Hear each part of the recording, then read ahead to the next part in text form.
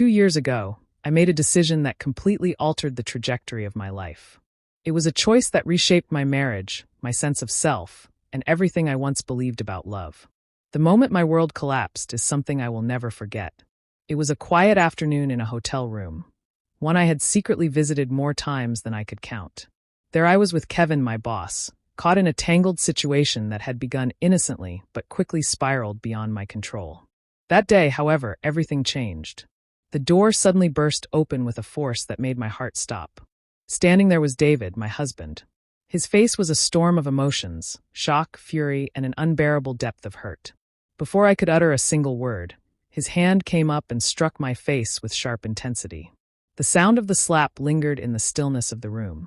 Kevin, scrambling to gather his clothes, muttered an almost inaudible apology, but I barely noticed. My mind was stuck in a haze, unable to process the full gravity of what had just happened.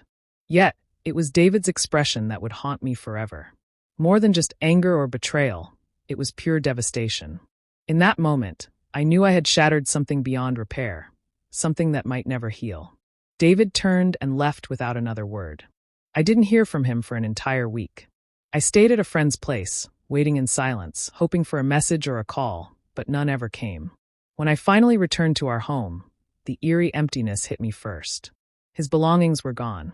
The only thing left behind was a note on the kitchen counter. "I can't do this anymore." He didn't give me a chance to explain. The divorce was swift and excruciating. David didn't demand anything extra, nor did he put up a fight over any assets. It was as though he wanted to erase me from his life as cleanly as possible, minimizing the pain where he could. We sold our home, split the proceeds, and though we didn't have children, the emotional toll was immeasurable. The slap was never spoken of, not by David, not by anyone else. In the wake of everything, it seemed almost insignificant.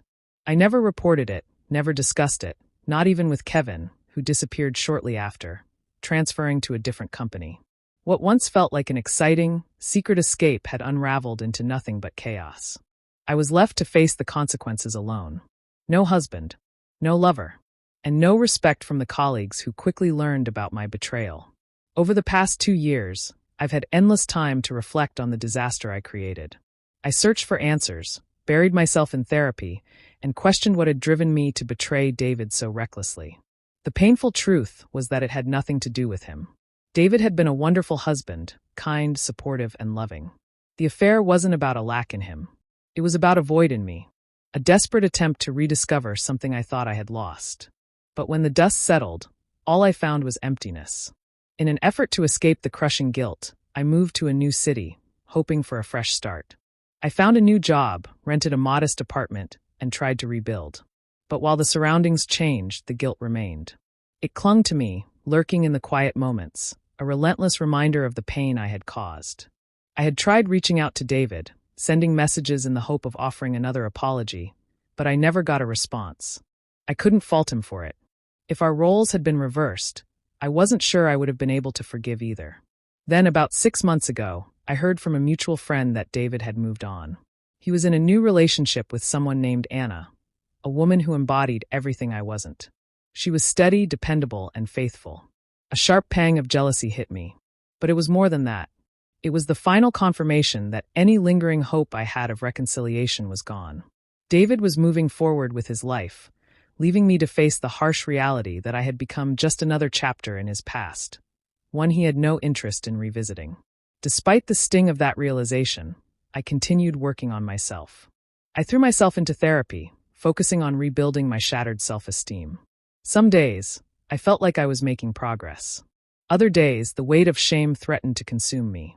I often wondered if I would ever truly forgive myself for the choices I had made. Then, one afternoon, completely out of the blue, a message from David appeared on my phone. "I'd like to talk if you're open to it." My heart pounded as I reread the words, unsure of what to expect. I had no idea what he wanted to discuss, but I agreed to meet him. Part of me feared this was his way of finally unleashing the resentment he had bottled up since the divorce. Another part, one I barely dared to acknowledge, hoped he had found it in himself to let go of the past. We met at a quiet park, the same one we used to visit in the early days of our marriage. When I saw him, he looked different. Older, wiser, and somehow at peace. There was a calmness about him that made me feel both nervous and strangely relieved. "Hi, Megan," he said, his voice softer than I remembered. "Hi, David," I replied, barely above a whisper. We sat on a bench, the silence between us thick with unspoken words. Neither of us rushed to fill it. Finally, David took a deep breath and spoke. "I've been doing a lot of thinking," he said. "About us. About everything that happened." I nodded, afraid that if I tried to speak, my voice would betray me. "I want you to know that I've moved on," he continued. "I'm with someone now. And I'm happy." He hesitated for a moment before adding, "But there's something I've been carrying with me for a long time. Something I need to say." I braced myself, expecting accusations, anger, maybe even resentment. Instead, his next words stunned me. "The day I hit you. I regretted it," he admitted, his voice quiet but steady. "No matter how much pain I was in, I shouldn't have done that. I've thought about it for a long time, and I needed to tell you, I'm sorry." His apology hit me harder than I could have imagined. I had prepared myself for everything, except this. Never in my wildest thoughts did I expect David to feel remorse for something that happened because of my betrayal. "David, you don't have to apologize," I said, my voice trembling as a lump formed in my throat. "I'm the one who—" He cut me off gently. "What you did hurt me in ways I can't even explain," he admitted, his tone firm but calm. "But that doesn't justify my reaction. I should have handled it differently. I should have walked away." We sat in silence again, but this time it felt different. Lighter, as if some invisible burden had been lifted between us. "I'm really glad you're happy, David," I said after a moment. And for the first time in a long time, I truly meant it. "I'm sorry for everything." "I know, Megan," he replied, and a faint smile played at his lips. "I forgave you a long time ago. I had to, for my own sake. I just hope you can find a way to forgive yourself too." It wasn't a reunion. It didn't erase the pain or undo the mistakes we had made. But it gave me something I didn't realize I needed. Closure. As I walked away from that park, I knew the road ahead wouldn't be easy. But for the first time, I was truly ready to face it, one step at a time.